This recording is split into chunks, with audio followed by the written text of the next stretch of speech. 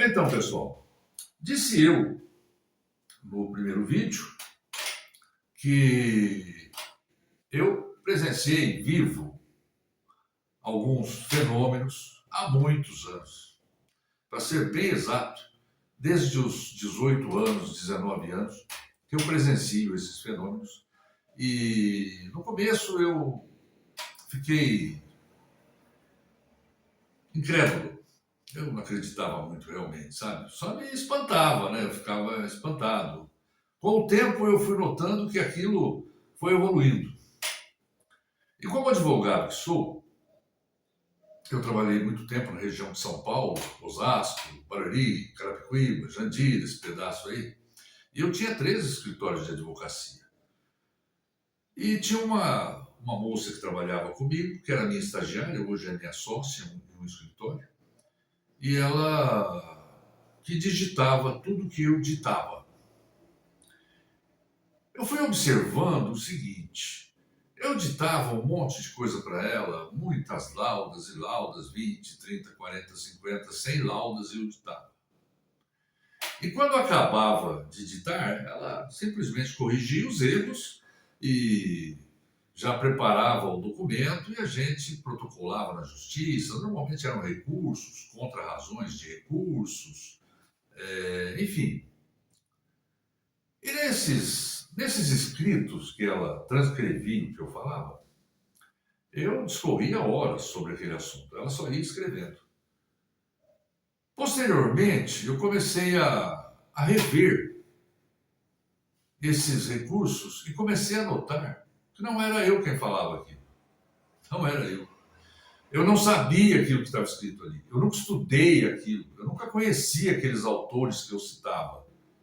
Eu nunca soube aquilo que estava ali. Eu nunca estudei aquilo. Eu não poderia ter falado aquilo porque eu não sabia.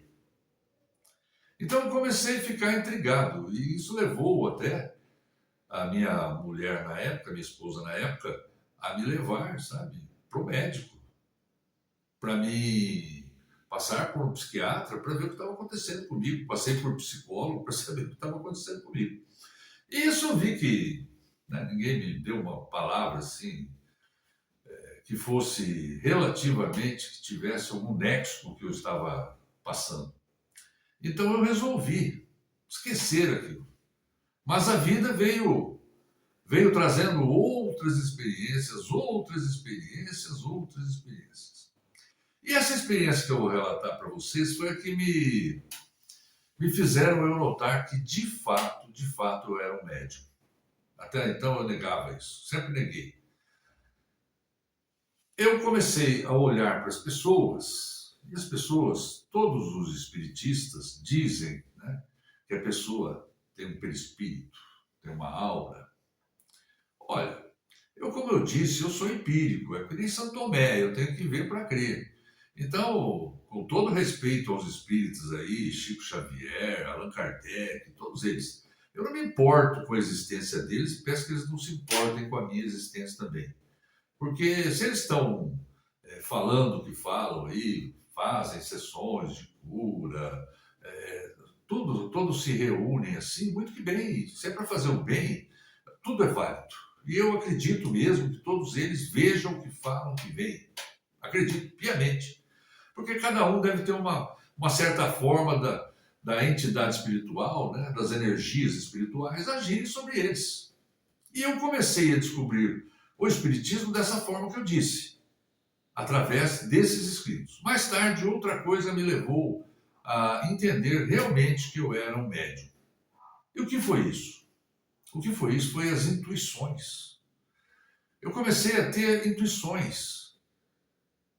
O exemplo mais forte que eu digo para você é o seguinte: eu olhava para uma pessoa e começava a ver um brilho nela, assim, em volta, assim, sabe? Uma coisa interessante. Eu via pessoas assim que eu conseguia ver assim em volta dela, o que chamam aí de perispírito, né? Eu não sei como pode ser chamado, para mim é energia. Eu olhava aquela energia e às vezes a pessoa estava completamente sadia. E eu olhava e na minha cabeça vinha assim: essa pessoa vai desencarnar, olha como está. A energia dela está bem fraca, viu? Ela vai desencarnar. Gente, era batata. Desencarnava mesmo. Muita gente, eu olhava assim, às vezes pessoas que às vezes eu não tinha muito, não gostava, não tinha muita simpatia por elas, ou às vezes por um entreveiro, uma briga judicial, uma coisa qualquer, que como advogado a gente tem esses problemas, né? Eu olhava para a pessoa assim, não é que me dava o desejo dela morrer, sabe? Eu olhava assim e falava assim, nossa, essa pessoa, ela está com um problema sério espiritual, está se apagando a luz dela. Gente, morri. Da mesma forma que eu via isso, eu também, quando olhava para as mulheres que estavam grávidas, eu praticamente sabia que elas estavam grávidas. Eu via duas luzes brilhando. Quer dizer, ali já estavam dois espíritos.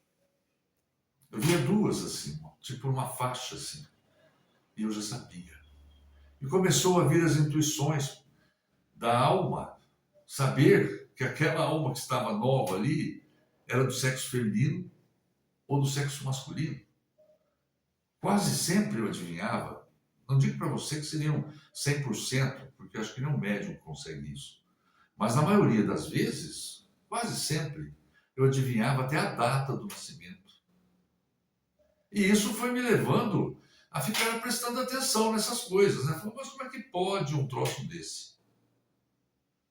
E por isso, essas foram algumas das razões que me levaram a ser um espírita. Mas isso eu continuo no próximo vídeo para não ficar muito grande, tá bom?